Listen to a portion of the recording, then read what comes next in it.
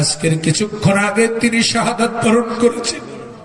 রব্বুল আলামিন তার 3 মাসের একটি ছোট্ট বাচ্চা, তার পরিবার, তার স্ত্রী রেখে শুধুমাত্র দেশকে ভালোবেসে, ইসলামকে ভালোবেসে আল্লাহ তাআলা আধিপত্যবাদের বিরুদ্ধে কথা বলতে গিয়ে আজকে তাকে জীবন দিতে হলো। রব্বুল আলামিন তোমার কাছে ফরিয়াদ করি, আল্লাহ ওসমান হাদি ভাই যে কবরে যাবেন, ওই কবরটাকে তুমি জান্নাতের বাগান বানায়া দাও। আল্লাহ তার জীবনের ছোটখাটো ভুল ত্রুটি ক্ষমা করে দাও। আল্লাহ তার পরিবারের জামিনদার তুমি নিজে হয়ে যাও। আল্লাহ তার ছোট্ট বাচ্চাটি এবং তার পরিবারের জামিনদার তুমি হয়ে যাও। আল্লাহ তাআলা